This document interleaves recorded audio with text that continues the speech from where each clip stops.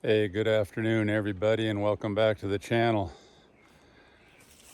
Out in the boondocks of Hawaii, I'll give you my take on boondocking, which I have been doing in a sense for about 30 years. And I know it's taken on a lot of different meanings now, or a different meaning now with a lot of you guys on the road boondocking on BLM land and wherever you can find a place to park your van or RV for a while and live a very simple life, which is what I've been doing since I was a younger man. So yeah, these are considered the boondocks here on the east side of Hawaii Island, and it has a lot of the same things to consider as if you were on the road. So the first thing about boondocking, no matter what kind of boondocking you're doing, you're going to be miles away from maintained road, most likely. And here in the jungle, this is considered a very passable road right here. And many of the roads that I have to travel to get to this point are much rougher than this. So that's part of the beauty about being off the grid and out in the boondocks, is usually the harder it is to get someplace, the more quiet and more private it is. And for me, that's always been not much of a problem, because once I get back to where I am in the boonies, I have nothing but nature surrounding me and nothing but the sounds of nature for the most part. And that's what I really like. And no matter what kind of boondocking you are doing, whether you are a traveling nomad or you just own a piece of land like I do out in the boonies, you have to do the same things. You have to go out and make your supply runs periodically, and then you just head back to the boonies. And for me, the thing that I really need to add to my equation of not having to run out as much is food production, because if I had some more food production going on out here, I really wouldn't have to leave. I could stay back here indefinitely, because I do supply my own power with solar, which I know all of you in the boondocks are, hopefully you're on solar, and you're going to have that for power. It's not necessary. When I first went into the boondocks in the mountains of Colorado, I did not have power, and I was okay with that for a while. But once I started using solar, I just kept using more and more of it, because it added a lot of comforts that I enjoy. So I've showed you guys out here many times all of the various arrays that I use to run everything that I want to live out here in the boondocks. So power is pretty easy to come by. And because quiet is the most important thing for me, being off-grid and in the boondocks, I do everything I can not to use a generator, and I'm getting through this entire season, have not had to fire my generator up one time, and that's always my goal, is just let the sunshine do its thing, keep you in power. And besides power in the boondocks, you're going to need water. Now, before, when I used to do long extended trips camping, we hauled our water in. I know a lot of people that are boondocking now on the road, and they do have to haul water, and that's a huge amount of weight, and that has serious limitations for how long you can stay back off the grid. So here, this is just an auxiliary 1,000 gallons I've got. And then back here, I have another 5,000 gallons. Luckily, I'm completely full right now. It's been raining just fine and catching plenty of solar. So, all my electrical needs, all my water needs, they're all met. I've got a roof over my head. Built my own little place here, pretty comfortable. Just have a simple little 2-bedroom place here. When I first moved out here, just the very center part was a very old structure that had been here since about the 70s. It was mostly dilapidated and falling apart.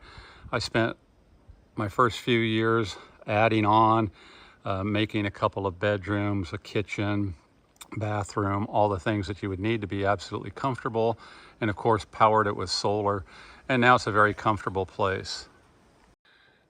And I'm getting to be the age now where I like having one place permanent. I don't want to be on the move, even though I am way out in the boondocks and still have to go out for supply runs of food. I'm hoping to change that here in the near future, and I have gone through periods where I grew a lot of food out here, and I'm about to get ready to get back onto that, because the older I get, those rough roads get harder on these old bones. So that's the next step for me, to be 100% self-sufficient, and that's what I've always tried to do. In the Colorado mountains, not so easy to grow all your own food. Short growing season. Out here in Hawaii, the growing season lasts year round. So there's no excuse for me not to be growing basically all of the fruit and vegetables that I want. And I have done that in the past. I have some avocado, lemon, oranges, and things like that growing that do quite well. But when I had my vegetable garden going, and was getting buried with cucumbers and onions and tomatoes, that stretched it out quite a bit further. And just in the past few years, I kind of let that go by the wayside a little bit, but that means I have to run out more often. And every trip in and out of here, it makes you think, okay, start growing some more food. So yeah, in future videos, you're going to be seeing me with my food production kicking up into high gear.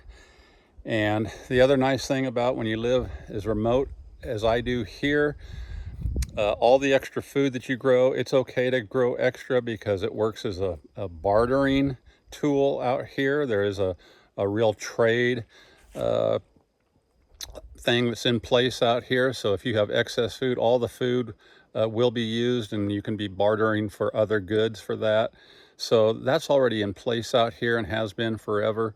And that will continue in these times. So you won't let this food go to waste. Someone else will want it. They'll have something to offer you in trade for that. So it works out as a good thing.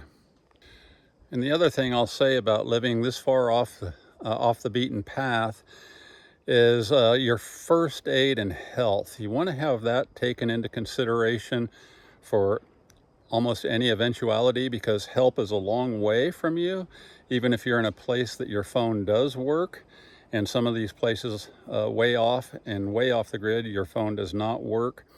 So those are considerations to be thinking about. Have a good first aid kit around, know some basic first aid, maybe know who your most immediate neighbors are that could help you if you got into trouble.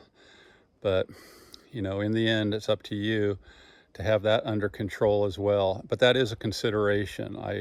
I got into trouble a couple of times up in the mountains, and was snowed in at the same time. It always happens when you have a tooth go bad or something along those lines, anything where you need immediate attention, and the weather can really get in your way of getting out. So I did have to get some people to come run into my rescue once or twice in my lifetime too.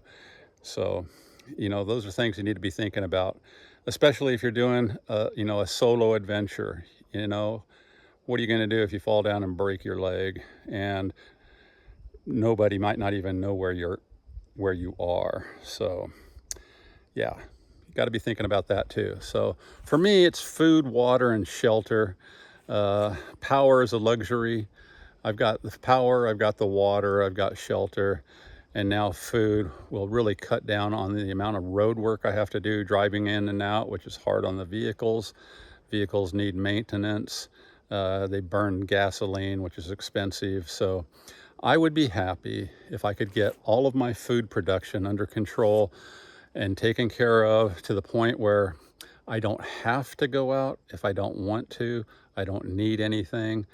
I've got everything back here I need. And that's how I do it. And if I was on the road as a nomad, I would still be thinking along those lines, although you don't have the kind of extended range that you do if you own your own piece of property out in the boondocks, which is the way I've always preferred to do it. I own property in Colorado. I own property here in Hawaii. And I liked it like that, having just a real true home base. I like to be at home, but have everything taken care of. So those are my thoughts on boondocking as a way of life. I am in the boondocks. I have been in the boondocks for a very long time now. And I'm glad I am, and I have never looked back. And here I am now up the side of the Boondocks, which a lot of you that have been following the channel know what's going on up here. There's a lot more content coming out of here, some up and coming. Got a bunch of reviews to get out of the way and do with you guys and show you guys some new stuff, which is going to stretch my brain quite a bit because I've never done it before. Looking forward to that. Don't have to go out for a while. I've got everything I need back in here. So here's where I will be, out in the boondocks. Yeah, so whatever you guys consider boondocks, that's what I consider out in the boondocks. Way off the grid, peace and quiet, everything you want, don't need anything. It's a good life. It's simple, and it's not for everybody. But if that's really what you want to do, I say go for it. As far as we know, you only get this time around. Got some sun trying to peek through. All right, you guys, just a little walkabout today, talking about the boondocks. Aloha. Now I gotta head back in, open up a box or two, and try and piece together some equipment that I have never tried before, that I'm relying on you guys to show me what I've done wrong or what I need to do to make it right. Either way, it's all good. All right.